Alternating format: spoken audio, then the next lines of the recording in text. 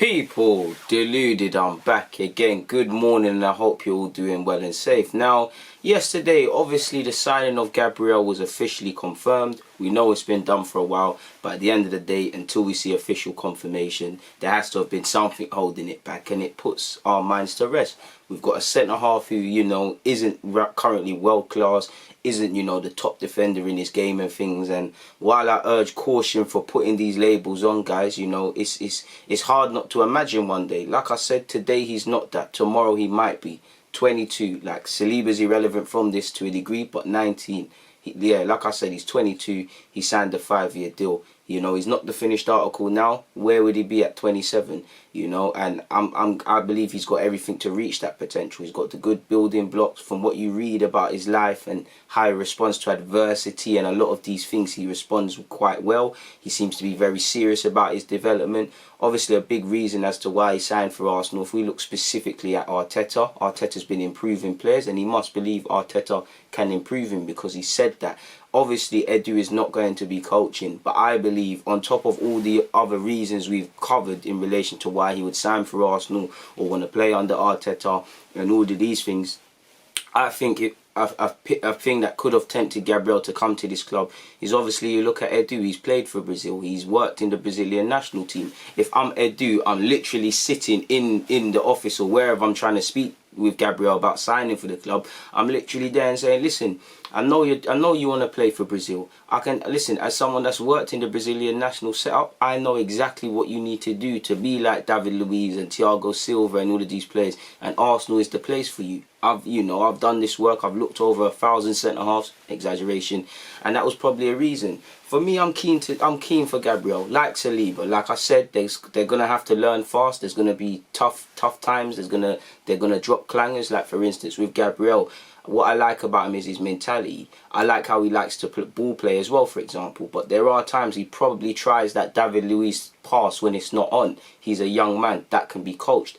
His positioning is good, but it's not perfect. His heading is decent, but it can improve. I think his being aware of his surroundings is good, but he can be caught flat-footed. I'm sure he didn't have the best of games against Chelsea. I'm not trying to water him down. I'm just saying, there's some rough edges in his game and things like that. But like I said, what you'd expect from a 22-year-old signed for 27 to 30 million. I've seen as low as 25. But the one elephant in the room, people, it's not that we don't know. It's like we've got 8 senior centre-halves on our books, Mavropanos and Zach Medley are out on loan. Whether people make it here or not, we need to make a decision.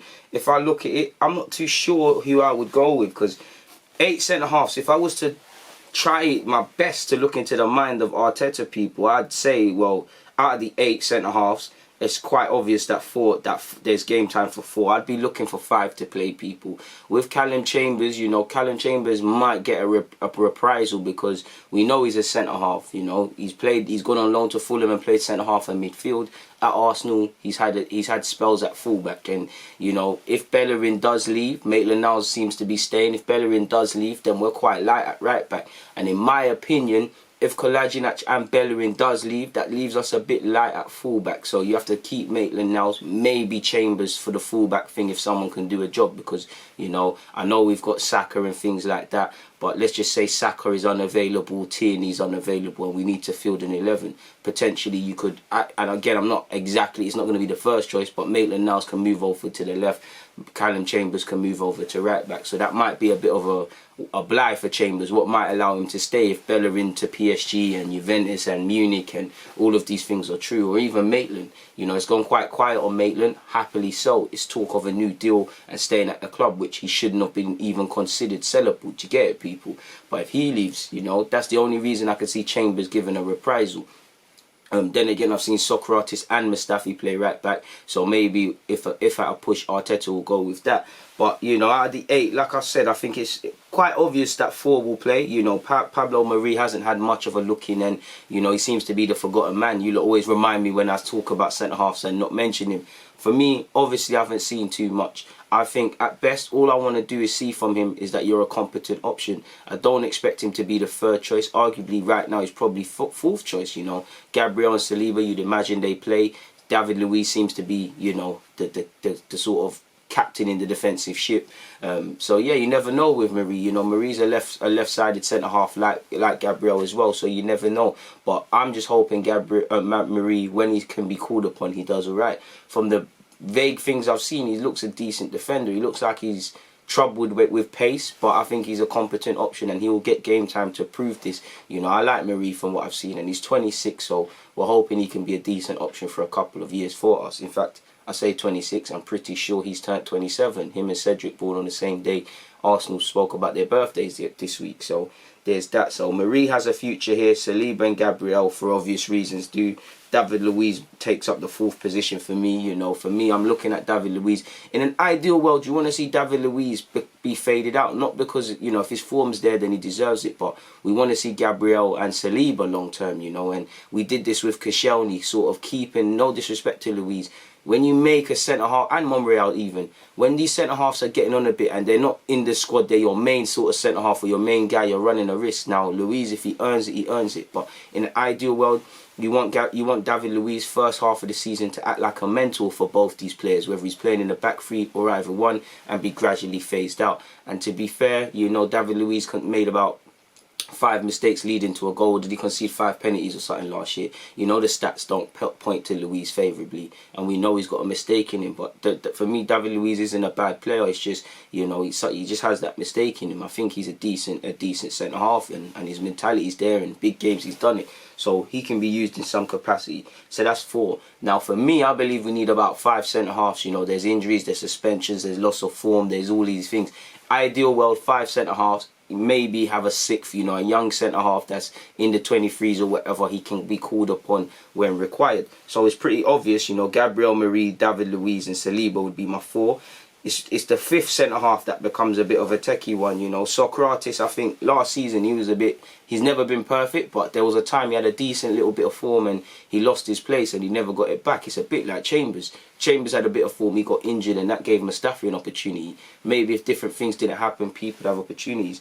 But Sokratis apparently, you know, is open to going back to Italy and things like that. I don't mind that. Napoli's the latest club linked, and, you know, in terms of ball playing, he's probably the most limited centre-half on the ball out of all the options. Even young Zach Medley, who's gone on loan to Gillingham, is better than him on the ball. And to be fair to Sokratis, just generally I think it's unfair because he is an okay defender. He's just not with the new age sort of stuff. So if he can go somewhere and play football, that's good. I think the 5th position will go to Mustafi. I think we're not gonna be able to move Mustafi on. Any hope we had of moving Mustafi on was quashed with his injury, you know, off the back of a decent form. I think he's shown Arteta he can be used, and I think Arteta likes him. So I think for this year at least, you know, Mustafi will run out his deal and be the 5th option. That obviously leaves 3 men, you know. Callum Chambers, like I said, if he's not going to stay at right back, his game time might be limited, you know, if and when he does get fit. Rob Holden, there's every case to keep him, there's every case to sell him, there's every case to loan him out. You know, David Luiz, Sokratis and Mustafi, they might not all be here next year. So the landscape will change. If he can go to Newcastle, play some games, prove Arsenal were wrong in loaning him out, that he could play a part, then we've got a competent option. Or if not, you know, can he become a £30 million player and we sell him and we do what we need to do? But you'd be inclined to believe game time for Holden is a bit limited. Now, this is assuming we even play a back 3 as well, because if we go back to a back 4 eventually, then it's even less game time. So I think the 3 centre-halves which are in problems is Chambers, Holden and Sokratis. If it was up to me, people, to be fair with you, I would go with Gabriel, Saliba, Marie, Luiz, and I've actually got hope for Holden, man. So I'd actually use Holden as a 5th choice, but I get it's a toss-up between Mustafi and Sokratis, to be fair. Mustafi and Holden, sorry. So we'll have to see what happens. It's a techie one. It's a really techie one, people. But we're gonna have to sort out what we're doing in terms of centre halves. You know, in terms of raising funds, Mustafi could have probably brought in a 10-15, but he's injured. Holden can bring in a similar fee or go out on loan, and then you've got Sokratis. For me, we need to bring in a midfielder, of course. You know, I won't go as far as to say we've sorted out our defence, because there's still question marks over people's futures. But Saliba and Gabriel, significant additions. Marie as well, 3 options that weren't here this time when the season was starting last year. Well, you get it August, I know we're in September, but you get it. You know, there's still question marks over right back, but there seems to be some confirmation now. If we can grab a midfielder or two, you know, because as much as our defence needs improving and have made a lot of mistakes, our midfield historically over last season, you know, got away with not helping the defence a lot. And if we had a better midfield in that we defend a bit better, you know, that midfield line isn't broken so easily to have shots on our goal, we play better. If we have more technicians in the midfield that hold on to the ball, that dominate by having possession and creating chances, attack is a form of defence. And we haven't got man in our midfield that can, even though they've been in good form, that can lock it down and you're not being broken and we're monsters in midfield. We ain't got the technicians that are going to create 5 or 4 chances and score how many goals. So that's another area, but at least we're moving in the right direction, really and truly, people. We're moving in the right direction. Away from this though, people, and I'm pretty sure you've all seen that we've obviously played a game against QPR. I believe from what reports say Arsenal won 4-3. There's been a lot of conflicting reports in relation to the goal scorers. I don't watch the game. I did ask a valued source and for some information, but in relation to the goal scorers, there's a bit of confusion. You hear Tyrese, John Jules, Aubameyang, Lacazette, these sort of men scored. Then I'm hearing, you know, Joe Willett scored a goal or a brace. Emil Smith-Rowe got a goal and an assist. What's his name? El Nene scored from the penalty spot allegedly. So I don't know what to make of it. But that's in relation to the score stuff. In relation to what I've asked someone who, you know, they've actually never let me down when it comes to this sort of stuff. They've told me talking points Saliba played. I know there's a lot of in relation to going to play with France's under-21s, but Saliba played. Apparently El Nene played quite well. As I just said, Joe Willett got a goal and assist. Miguel Aziz got some minutes, as did Daniel. Are you okay? Forgive me for mispronunciations of the under-18s fullback who played against MK Dons. Who else? What other talking? But apparently, from what I'm told, two of the 3 goals QPR scored were absolutely great goals, but all 3 goals Macy could have done potentially better. So read into that what you will, people. Tyrese John Jules got some minutes as well, apparently. Apparently Cedric was also playing left back, and apparently there was an interesting moment where 20 minutes in, the centre half pairing of David Luiz and Saliba were kind of, you know, one was on the left, one was on the right, and they swapped for a period. So I don't know if Arteta done that or what. Apparently Arteta was quite vocal at half time as well with the boys, not on an angry thing but coaching of what he wants. So again, I didn't watch the game. I can't watch the game. It was, you know, I ain't got no context like that, but a certain sort of person, just trust me, people. Like, I can't talk too tough, just trust me. Anyways, yeah, that's what it is, people. So hopefully we sort out what's happening at centre half. But for now, DG, I'm out.